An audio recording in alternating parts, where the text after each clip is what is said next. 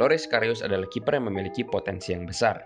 Dia berjuang sangat keras untuk mendapatkan starting spot untuk Liverpool di final Liga Champions tahun 2018.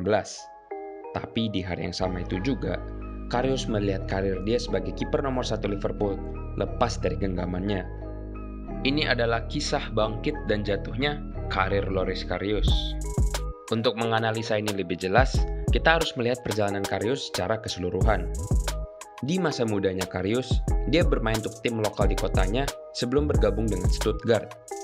Dan bersama Stuttgart, dia terus naik level dan mendapatkan panggilan untuk timnas U16 Jerman melawan Makedonia di tahun 2008. Performa bagus dia bersama U16 Jerman menarik banyak perhatian klub-klub luar.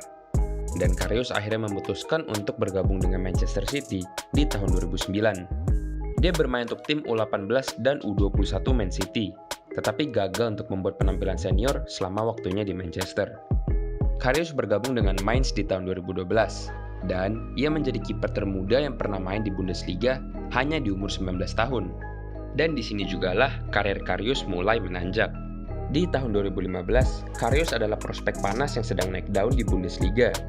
Ia dinobatkan sebagai kiper kedua terbaik di Bundesliga dan hanya berada di belakang Manuel Neuer. Nah, di tahun yang sama, Jurgen Klopp bergabung dengan Liverpool dan mulai membangun tim yang hebat di sana. Tapi, Klopp mempunyai masalah di satu posisi, seorang penjaga gawang.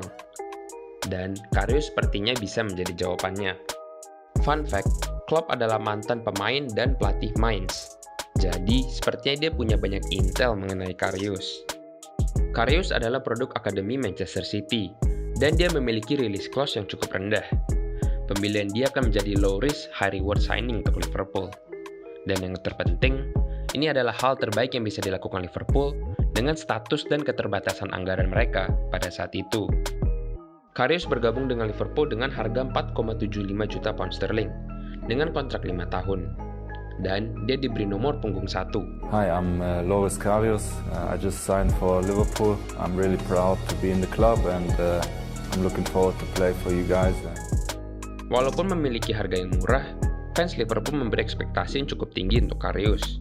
Karena memang sudah sejak lama Liverpool mempunyai kiper kelas dunia. Sebagai kiper, Karius sering dikaitkan dengan Manuel Neuer karena dia memiliki confidence yang tinggi dan dia juga seorang sweeper kiper. Di musim pertama Karius, dia tidak langsung menjadi kiper utama. Karius memiliki kompetisi yang cukup besar dengan Simon Mignolet yang sudah menjadi kiper nomor 1 Liverpool sejak tahun 2013. Dan setelah 2 penampilan yang mengecewakan pada awal Desember, salah satunya di mana dia menumpahkan tembakan Lewis Cook ke Nathan Ake yang memberi Bournemouth kemenangan 4-3, Karius di-drop dari starting 11.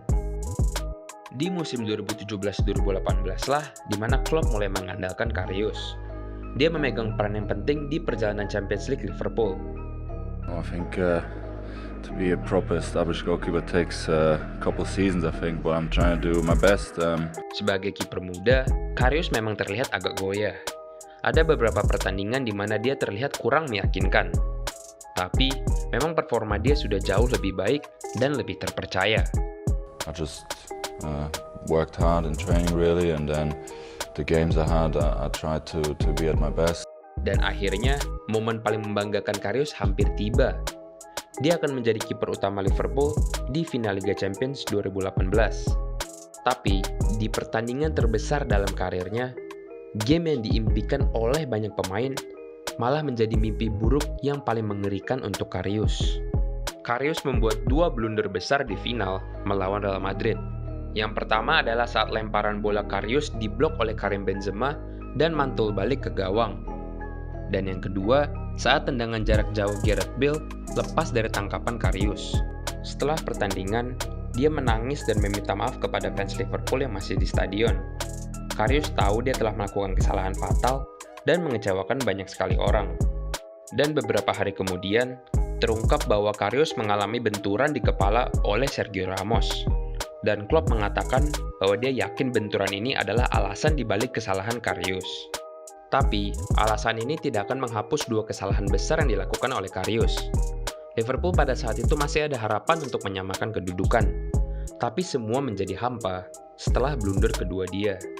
Dan sepertinya, Pertandingan ini menjadi pertandingan kompetitif terakhir Karius sebagai kiper Liverpool.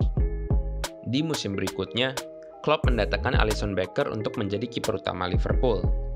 Dan meskipun Karius ingin memperjuangkan tempatnya, ia dipinjamkan ke Besiktas.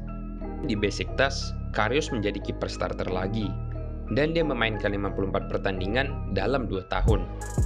Dia bermain lebih baik dan mendapatkan banyak clean sheet. Tapi sayangnya, Karius sepertinya belum pulih 100% dari penampilannya di Kiev. Dia semakin sering melakukan kesalahan, sehingga fans Besiktas sendiri mulai mencemoohnya. Beberapa rumor menyebutkan kalau Besiktas tidak tertarik untuk memberi kontrak permanen untuk Karius. Dan sepertinya dia harus balik kembali ke Liverpool.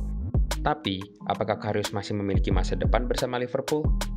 Dia memang masih mempunyai kontrak bersama The Reds, tapi akan sulit bagi Karius untuk melengsarkan posisi Alisson sebagai starter di Liverpool. Untungnya, Karius masih berumur 26 tahun, dan dia masih bisa berkembang di tahun-tahun ke depannya. Tapi yang kita harap adalah semoga Karius bisa move on dari tragedi dia di final Liga Champions dan memenuhi potensi dia. Gimana menurut Spinners? Menurut kalian kemanakah destinasi berikutnya Karius?